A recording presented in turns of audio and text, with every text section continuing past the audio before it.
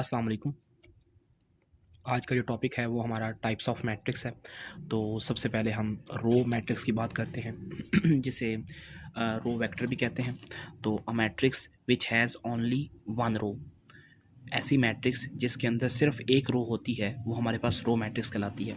आपको पता है हम ऑर्डर लिखते हैं मैट्रिक्स का m क्रॉस n। ये आपने बात हमेशा याद रखनी है कि हम m को किससे रिप्रेजेंट करते हैं। m को हम रिप्रेजेंट कर रहे होते हैं नंबर ऑफ़ रोज से, और n हमारे पास क्या होता है, नंबर ऑफ कॉलम्स। अब हमारे पास रो कितनी होनी चाहिए, 1 होनी चाहिए, तो ये 1 होता है क्रॉस n, यानी कि एक ऐसा मैट्रिक्स जैसे 1 क्रॉस n का मैट्रिक्स, एक रो और कॉलम्स हमें नहीं पता, हाँ एक भी हो सकता है, दो भी हो सकते हैं, तीन भी हो सकते हैं, और n कॉलम्स यानी कि जर्नल हम बात कर रहे हैं। तो मैट्रिक्स किस फॉर्म में बनेगी हमारे पास, 1 1 यानी कि पहली रो और पहला कॉलम, पहली रो दूसरा कॉलम, पहली रो तीसरा कॉलम, और कितने कॉलम हैं हम नहीं जानते, रो हम जानते हैं कि एक ही है। तो ऐसी मैट्रिक्स को हम क्या कहते हैं, रो मैट्रिक्स कहते हैं या रो वेक्टर कहते हैं। अब रो वेक्टर क्यों कहते हैं ये देखें, हमारे पास एक वेक्टर है, 2 डायमेंशन वेक्टर हम लेते हैं आई और जे की फॉर्म में, 3i + 2j। तो इसको हम इस तरह मैट्रिक्स की फॉर्म में लिख सकते हैं 3 और j। इसका मतलब होता है ये हमारे पास आई डायरेक्शन को और ये जे डायरेक्शन को रिप्रेजेंट करता है। इसी तरह हम 3 डायमेंशन भी ले सकते हैं, समथिंग प्लस k भी ले सकते हैं, तो हमारे पास 3 डायमेंशन वेक्टर होगा, तो इसलिए हम इसके रो वेक्टर भी कहते हैं। तो एग्जाम्पल के तौर पे हम लेते हैं, एग्जाम्पल हमारे पास 1 क्रॉस 1 यानी कि एक रो और एक कॉलम, रो एक होनी चाहिए, कॉलम जितने मर्जी हों। ये इसी तरह एक और एग्जांपल 7 और 5, इसमें एक रो है और कॉलम कितने हैं, एक और दो कॉलम है, 1 क्रॉस 2 का मैट्रिक्स। तो ऐसे तमाम एग्जांपल्स आप अपने पास से भी कंसीडर कर सकते हैं, तो जिनको हम क्या कहते हैं कि हमारे पास रो मैट्रिक्स है। इसी तरह हमारे पास नेक्स्ट जो हमारे पास डेफिनेशन है वो है कॉलम मैट्रिक्स और कॉलम वेक्टर। उसी तरह वेक्टर को कंसीडर हम करते हैं कि वेक्टर भी कहते हैं अ matrix which has only one column. अब देखें m क्रॉस n, ये कॉलम्स हैं और ये रोज़ हैं, तो कॉलम कितने होंगे, 1 होंगे, और रोज़ पहले आती हैं तो हमारे पास कितनी होंगी, m। तो इसका ऑर्डर क्या होगा, m क्रॉस n, यानी कि नंबर ऑफ रोज़ हमें नहीं जानते, एक भी हो सकती है, दो भी हो सकती हैं, तीन भी हो सकती हैं, लेकिन हमारे पास कॉलम्स कितने होंगे, वो हमेशा 1 होंगे।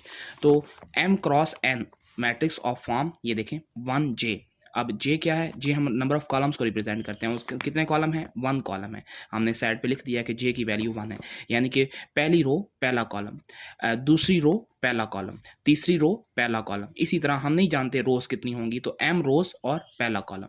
तो इसके ऐसी मैट्रिक्स जिसमें सिर्फ एक कॉलम होता है उसे हम क्या कहते हैं, कॉलम मैट्रिक्स कहते हैं। तो इसकी एग्जाम्पल देखते हैं। एग्जाम्पल में हमारे पास एक रो और एक कॉलम, तो एग्जांपल ये रो में भी दी जा सकती है और कॉलम मैट्रिक्स में भी इसकी एग्जांपल ये दी जा सकती है। इसी तरह हमारे पास एक और एग्जांपल 10 - 20, तो इसमें 2 रोज़ हैं और कॉलम कितने हैं, 1 हैं। तो इस तरह आप कोई भी एग्जांपल कंसीडर कर सकते हैं, बस उसमें कॉलम कितने होने चाहिए, 1 होने चाहिए। अब नेक्स्ट डेफिनेशन हमारे पास है वो है रेक्टेंगुलर मैट्रिक्स। अब रेक्टेंगुलर मैट्रिक्स क्या होती है, ज़रा ध्यान से समझिएगा।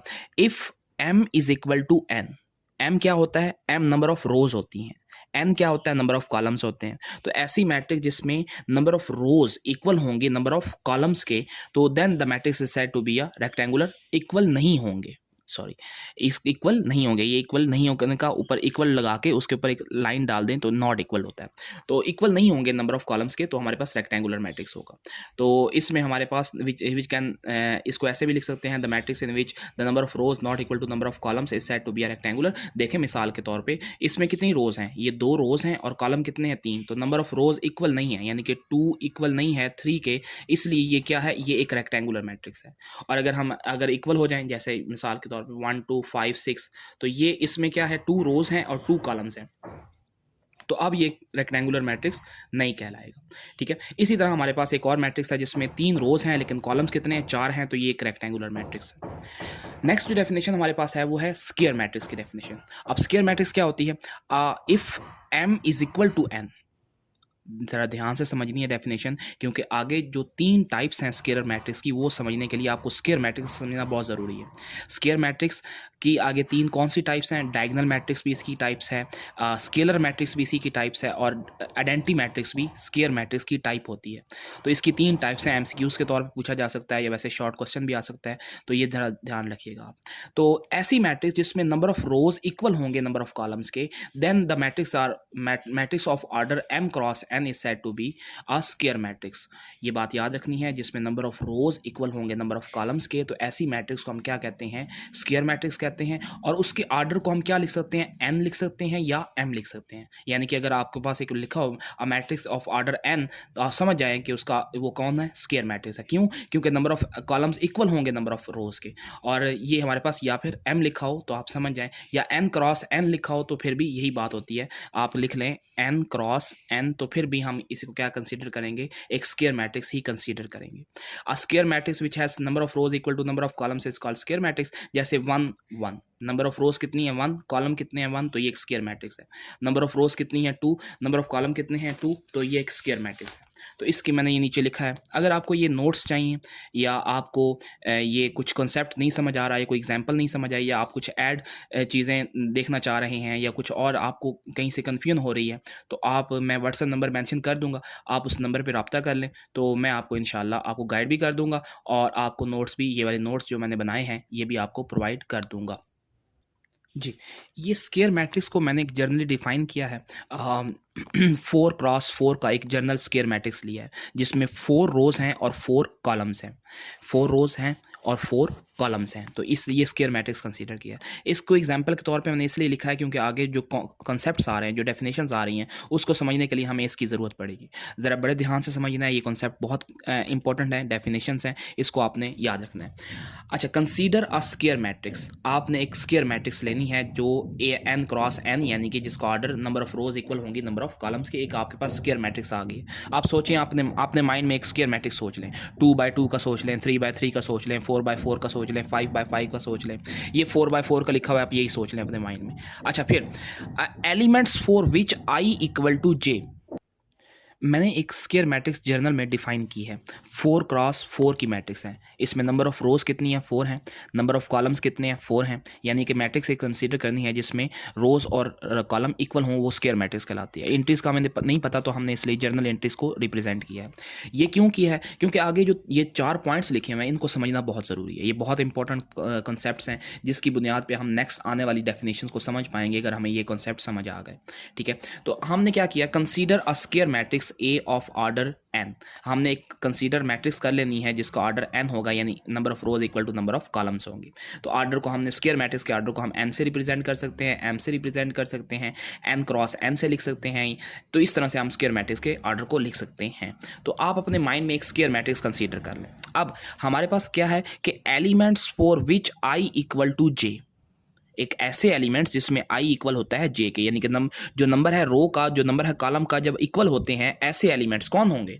ये देखें, 1 1 i इक्वल टू j है, 1 2 यानी कि i इक्वल टू j नहीं है, तो i इक्वल टू j कहाँ है? 1 1 2 2 3 3 4 4। वो कह रहा है ऐसे एलिमेंट्स जिसमें i इक्वल टू j होता है, यानी 1 1 2 2 3 3 4 4 5 5 up to so on n तक, ऐसे एलिमेंट्स को हम क्या कहते हैं? मेन डायगोनल कहते हैं, या इसका दूसरा नाम प्रिंसिपल डायगोनल है, या इसका तीसरा नाम लीडिंग डायगोनल है। इसके 3 नाम हैं, 3 नाम से डेफिनेशन आ सकती है। What is main diagonal, what is principal diagonal, what is leading diagonal. तो आपने याद रखना है कि इन एलिमेंट्स को क्या कहते हैं? इन एलिमेंट्स को हम क्या कहते हैं? मेन डायगोनल कहते हैं, या लीडिंग डायगोनल कहते हैं, या प्रिंसिपल डायगोनल कहा जाता है। तो ये आपने पहला पॉइंट आपने याद रखना है कि व्हाट इज मेन डायगोनल। दूसरा पॉइंट आपने याद रखना है, दूसरा पॉइंट है element for which i plus j is equal to n plus 1।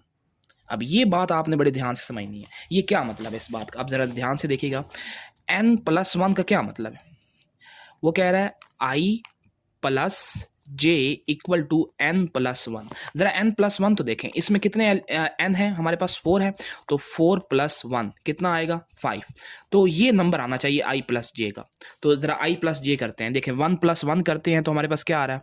ये हमारे पास 2 आ रहा है, ये 3 बन रहा है, ये 4 ये 5 बन रहा है। तो ये एलिमेंट, और कौन सा? ये एलिमेंट 2 प्लस 3 5, 3 + 2 ये भी 5, 4 + 1 ये भी। तो ये इस एलिमेंट्स की बात कर रहा है जिसमें i + j करें तो हमारे पास n + 1 आए, यानी कि n + 1 4 + 1, तो इन एलिमेंट्स की बात कर रहा है। तो ये हमारे पास जो एलिमेंट्स होंगे, elements for which i + j = n + 1 for the for secondary diagonal of matrix. तो ये हमारे पास फॉर्म, यहाँ पे form secondary diagonal of matrix. तो ये जो एलिमेंट्स हैं जिसमें i + j करें तो n + 1 आए, तो हमारे पास क्या कहलाएंगे, ये हमारे पास सेकेंडरी डायगोनल कहलाएंगे। तो आपने याद रखना है मेन डायगोनल कौन है और सेकेंडरी डायगोनल कौन है। ये कौन सा एलिमेंट है, ये पहली रो का आखिरी एलिमेंट है, यानी कि हम इसे लिख सकते हैं 1n। n क्या है हमारे पास, कॉलम है हमारे पास, तो हमारे पास इसे क्या लिख सकते हैं, ये देखें 1n पहली रो का आखिरी कॉलम। अब ये क्या है, दूसरी रो का n-1, यानी कि n में से -1 करें तो हमारे पास 3 आता है, तो हमारे पास 3, ये n-2, ये n आ गया। तो इसी तरह हमने क्या लिखना है, 1n 2n-1 3n-2, इसी तरह आगे क्या चलेगा 4n-3।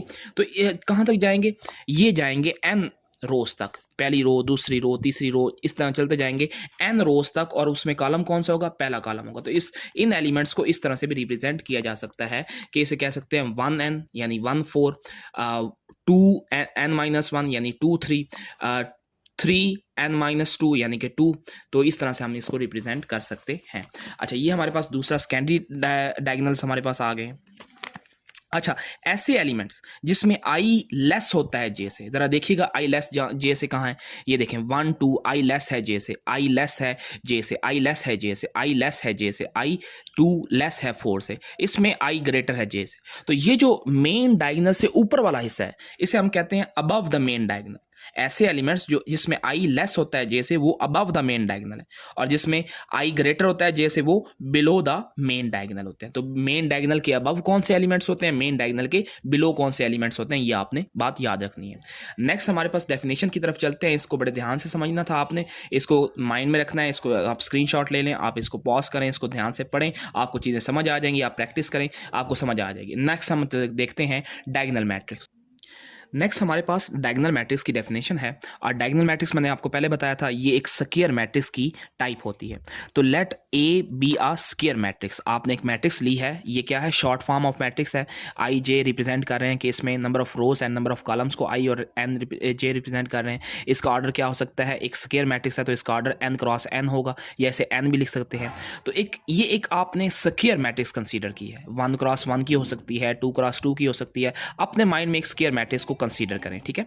अच्छा, उसमें अब मिसाल के तौर पे मैं आपके सामने एक स्क्वायर मैट्रिक्स को लिखता हूं। ये देखें, मैंने एक स्क्वायर मैट्रिक्स, मैं 3 क्रॉस 3 की मैट्रिक्स लिख लेता हूं। A11 A13 A1 A1 2 आएगा, यहाँ पे A1 3 आएगा, और इसी तरह 2 1 A2 2 A2 3, इसी तरह 3 1 A3 2 A3 3। तो ये मैंने एक कंसीडर की है स्क्वायर मैट्रिक्स। अब देखते हैं नेक्स्ट हमारे लिए क्या डेफिनेशन क्या कहती है। तो उसमें अगर आप आई जे को 0 कर दें, यानी कि आई जे यानी इन तमाम एलिमेंट्स को 0 कर दें, क्या वो तमाम की बात कर रहा है या कुछ खास बात कर रहा है। कहता है आई जे तमाम 0 होंगे उनके लिए जहां पे आई इक्वल टू जे नहीं होता। आई इक्वल टू जे जहां नहीं होते, वो तमाम एलिमेंट्स क्या होंगे, 0 होंगे। आई जे के इक्वल नहीं होता, कहां पे नहीं होता, इन तमाम एलिमेंट्स में क्या होता है, आई इक्वल टू जे होता है, 1 1 2 2 3 3, यानी आई इक्वल टू जे है। इसके अलावा बाकी तमाम एलिमेंट्स क्या होने चाहिए, 0 होने चाहिए। तो हम बाकी तमाम एलिमेंट्स को क्या कह देते हैं, 0 कह देते हैं। तो ये हमारे पास 1 1 2 2 3 3, तो बाकी तमाम एलिमेंट्स को हमने 0 कर दिया। फिर वो कहता है and at least I J not equal to 0, यानी कि कौन से जिसमें आई इक्वल टू जे होता है, यानी इनमें से एटलीस्ट एक 0 नहीं होना चाहिए, 2 हो जाएं, 3 0 नहीं होने चाहिए, एटलीस्ट एक नॉट इक्वल टू 0 होना चाहिए, ठीक है। तो ये बात आपने याद रखनी है कि हमारे पास ये जो एलिमेंट्स हैं इनमें एटलीस्ट एक जो है वो 0 के इक्वल नहीं होना चाहिए। सारे ना हो तो ज़्यादा बेहतर है, अगर एक हो जाए कोई बात नहीं, 2 हो जाए कोई बात नहीं, 3 0 नहीं होने चाहिए, यानी कि तमाम एलिमेंट्स 0 नहीं होने चाहिए, एटलीस्ट एक एलिमेंट 0 नहीं होना चाहिए। तो उन्हें हम क्या कहते हैं, हम उन्हें कहते हैं कि हमारे पास डायगोनल मैट्रिक्स।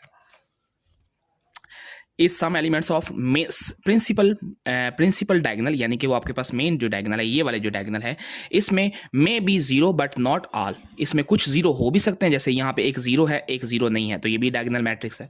देखें यहाँ ये भी डायगोनल मैट्रिक्स है, क्योंकि ये स्क्वायर मैट्रिक्स है और इसका ये मेन डायगोनल है और वो नॉन जीरो होना चाहिए। इसमें अगर जीरो लिखते तो हमारे पास ये डायगोनल मैट्रिक्स नहीं आती। अच्छा, इसमें हमारे पास क्या है, ये भी एक डायगोनल मैट्रिक्स है, क्योंकि इसमें ये भी जीरो, ये भी जीरो, ये भी जीरो, कोई बात नहीं, लेकिन एक तो जीरो नहीं होना चाहिए ना, एटलीस्ट एक होना चाहिए जो जीरो ना हो। सारे जीरो ना हो कोई बात नहीं, लेकिन ऐसा ना हो कि सारे जीरो हो जाएं। सारे अगर जीरो हो गए फिर वो डायगोनल मैट्रिक्स नहीं कहलाएगी। ठीक है, तो ये आपके पास एग्जांपल्स आ गई, आप इसको पॉज करें, आप इसको देखें, समझें, आपको समझ आ जाएगी।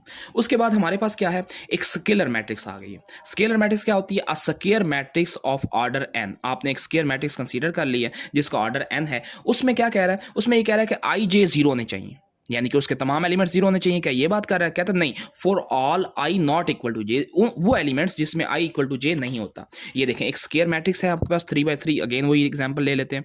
वो कह रहा है कि आई नॉट इक्वल टू जे, यानी ये वाले एलिमेंट्स जो हैं, ये जो मेन डायगोनल के अलावा जो एलिमेंट्स हैं वो तमाम क्या होने चाहिए, जीरो होने चाहिए। तो ये हमने जीरो कंसिडर कर ली। अब हमारे लिए हमने ये देखना है कि नेक्स्ट कंडीशन में हमारे लिए इसके लिए क्या हुक्म है, कि ये हमारे लिए क्या होने चाहिए। वो कह रहा है कि जो आई जे इक्वल टू के होना चाहिए, और के क्या है, एक सम नॉन जीरो स्केलर है for all i equal to j. तो ये आपने क्या सीखा है कि आई जे, यानी कि ये वाले जो एलिमेंट्स हैं, ये जो डायगोनल के एलिमेंट्स हैं, ये तमाम के इक्वल होने चाहिए। अब के क्या है, एक स्केलर है, यानी कि इसका मतलब ये हुआ कि आप ये जो एलिमेंट्स हैं ये के स्केलर, यानी कि आपके पास कोई नंबर, यानी कि अगर -2 लेते हैं तो आप क्या कह रहा है कि यहाँ भी -2 होना चाहिए और एंड पे भी यहाँ भी -2 होना चाहिए। तो ये हमारे पास क्या होने चाहिए, ये सेम नंबर होने चाहिए और इसको जीरो नहीं होना। ठीक है, तो ये बात याद रखनी है। जैसे मिसाल के तौर पे 5 5 -2 -2 -2, इसी तरह ए, बस ख्याल रखना है कि ए जीरो के इक्वल नहीं होना चाहिए। तो ऐसी क्या, हम इस मैट्रिक्स को हम क्या कहते हैं, हमारे पास स्केलर मैट्रिक्स है। अच्छा, यहाँ पे एक छोटा सा एमसीक्यूज लिखा हुआ है, बड़े ध्यान से समझना है। All scalar matrix are diagonal matrix but converse is not always true, कि all scalar matrix diagonal matrix होते हैं लेकिन डायगोनल मैट्रिक्स स्केलर मैट्रिक्स नहीं होते। तो ये बात आपने याद रखनी है। हो भी सकते हैं, यानी कि अगर हम यहाँ 5 5 5 कर दें तो एक डायगोनल मैट्रिक्स भी होगा और स्केलर मैट्रिक्स भी होगा, लेकिन स्केलर मैट्रिक्स तो ऑटोमेटिकली डायगोनल मैट्रिक्स होते हैं। ये बात आपने याद रखनी है। यानी कि हम ये कह सकते हैं कि स्केलर मैट्रिक्स एक टाइप है डायगोनल मैट्रिक्स की और डायगोनल मैट्रिक्स एक टाइप है स्केलर मैट्रिक्स की। तो ये आपने याद रखना है। ठीक है, नेक्स्ट हमारे पास डेफिनेशन जो है वो देखते हैं जी। नेक्स्ट हमारे पास जो डेफिनेशन है वो है यूनिट मैट्रिक्स या आइडेंटिटी मैट्रिक्स। यूनिट मैट्रिक्स भी कहते हैं और आइडेंटिटी मैट्रिक्स भी इसे ही कहा जाता है। तो ये let A be a square matrix, उसी तरह आपने क्या करना है, एक स्क्वायर मैट्रिक्स लेनी है और उसका ऑर्डर क्या होगा, एन ऑर्डर होगा, और उसमें जो आई जे हैं वो जीरो होंगे, तमाम वो एलिमेंट्स जिसमें आई नॉट इक्वल टू जे, यानी मेन डायगोनल के अलावा बाकी तमाम एलिमेंट्स क्या होंगे, जीरो होंगे। जैसे कि हमने लास्ट एग्जाम्पल में देखा कि ये आपके पास मेन डायगोनल है जिसमें आई इक्वल टू जे है, इनके अलावा बाकी तमाम क्या होंगे, जीरो। ये तमाम जीरो हो गए। और इनके लिए क्या हुक्म है, इनके लिए हुक्म है कि ये तमाम जो है आई जे जिनमें आई इक्वल टू जे होता है वो तमाम 1 होंगे, यानी कि ये जो एलिमेंट है आपके पास ये 1 होगा, बाकी तमाम क्या होंगे, 0 होंगे। तो ये एक क्या है, आइडेंटिटी मैट्रिक्स है। और आइडेंटिटी मैट्रिक्स को आई एन से रिप्रेजेंट करते हैं, यानी कि I1 यानी कि n की वैल्यू आप लिखते जाएं। I1 का क्या मतलब होगा, सिर्फ एक एलिमेंट। इसी तरह I2 का क्या मतलब होगा, I2 का मतलब होगा 2 का मैट्रिक्स, ये ऐसे। इसी तरह I3 का क्या मतलब होगा, I3 का मतलब होगा 1 1 1। I4 का क्या मतलब होगा 1 1 1 और 1, 4/4 का मैट्रिक्स। इसी तरह ये पॉइंट आपने याद रखना है कि तमाम आइडेंटिटी मैट्रिक्स जो होते हैं वो स्केलर भी होते हैं, वो डायगोनल भी होते हैं। तो ये कंसेप्चुअली क्वेश्चन पूछे जा सकते हैं, बस आपने माइंड में आपने ये बातें याद रखनी है कि किस तरह से आपके पास कॉन्सेप्ट है और किस तरह आप उसको प्रोसीड करते हैं। एमसीक्यूज के तौर पे ख़ास तौर पे आपने ये चीज़ें याद रखनी है। उसके बाद हमारे पास नल मैट्रिक्स है, ये नल मैट्रिक्स और जीरो मैट्रिक्स, या इसका नाम जीरो मैट्रिक्स भी है। स्क्वायर और रेक्टेंगुलर मैट्रिक्स, इसमें कंडीशन ये नहीं है कि स्क्वायर मैट्रिक्स, ये रेक्टेंगुलर भी हो सकती है, जिसके अंदर ईच एलिमेंट इज जीरो, उसके तमाम एलिमेंट्स क्या होने चाहिए, जीरो होने चाहिए। तो इस कॉल्ड नल मैट्रिक्स या उसके हम जीरो मैट्रिक्स कहते हैं, और उसका ऑर्डर m क्रॉस n होगा और हम उसको रिप्रेजेंट करेंगे O से। ये बात याद रखनी है, ये जीरो नहीं है, ये O है, O से रिप्रेजेंट करते हैं हम नल मैट्रिक्स को। जैसे ये 1 क्रॉस 1 का मैट्रिक्स है जिसका क्या है, 0। ये 1 क्रॉस 3 यानी कि 1 रो और 3 कॉलम्स हैं इसके अंदर, और इसकी तमाम एंट्रीज क्या होनी चाहिए, 0। तो ये तमाम 0 हैं। तो इसी तरह ये आपने कंसीडर कर लेना। एक एमसीक्यूज पे चलते हैं, फिर उसके बाद आपने वो कंसेप्चुअली खुद सॉल्व करना है और मुझे कमेंट्स में बताना है कि आपके उसका सही आंसर क्या है। जी, एमसीक्यूज़ है हमारे पास। अ मैट्रिक्स ये ज़ीरो इज़ कॉल्ड, एक मैट्रिक्स है 1 क्रॉस 1, एक रो और एक कॉलम है, इसे क्या कहते हैं? रो मैट्रिक्स कहते हैं, कॉलम मैट्रिक्स कहते हैं, रेक्टेंगुलर मैट्रिक्स कहते हैं, स्क्वायर मैट्रिक्स कहा जाता है, या डायगोनल मैट्रिक्स कहा जाता है, या स्केलर मैट्रिक्स कहा जाता है, या इसको आइडेंटिटी मैट्रिक्स कह सकते हैं, या नल मैट्रिक्स कह सकते हैं। तो आपने बताना है कि ये कौन सी मैट्रिक्स है। ये एक से ज़्यादा भी हो सकते हैं, एक भी हो सकती है। इसी तरह 1 के बारे में आपका क्या ख्याल है और 2 के बारे में आप क्या जानते हैं। तो इसको आप ज़रा ध्यान से सॉल्व करें ताकि आपको पता लगे ये कौन सा मैट्रिक्स होगा। नेक्स्ट हमारे पास जो डेफिनेशन है वो है इक्वल मैट्रिक्स की। इक्वल मैट्रिक्स की डेफिनेशन बड़े ध्यान से समझनी है। Two matrix of the same order, क्या होना चाहिए? उनका ऑर्डर सेम होना चाहिए। दो मैट्रिक्स जिनका ऑर्डर सेम होगा वो इक्वल कहलाएंगी अगर उनकी क्रॉसपॉन्डिंग एंट्रीज आर इक्वल। क्या मतलब है? देखें, मिसाल के तौर पे आपके पास एक मैट्रिक्स मैं कंसीडर करता हूं। मेरे पास एक मैट्रिक्स है 2x2 का, A11, A12, A21, A22। मेरे पास एक मैट्रिक्स है। एक और मैट्रिक्स है मेरे पास B, जिसमें B11, B12, B22, B21 और B22। तो ये मेरे पास दो मैट्रिक्स हैं। इनका ऑर्डर क्या है? इसका ऑर्डर है 2 क्रॉस 2 यानी 2 रोज और 2 कॉलम। इसका ऑर्डर भी 2 क्रॉस 2 यानी 2 रोज और 2 कॉलम। ये आपस में इक्वल होंगे। ए इक्वल होगा बी के अगर इनकी क्रॉसपॉन्डिंग एंट्री सेम हो। क्रॉसपॉन्डिंग का मतलब A11 इक्वल होगा B11 के। क्रॉसपॉन्डिंग सेम पोजीशन पे जो एलिमेंट दूसरी मैट्रिक्स में होता है वो क्रॉसपॉन्डिंग करता है। तो इसी तरह A212 किसके इक्वल होगा? AB21 के।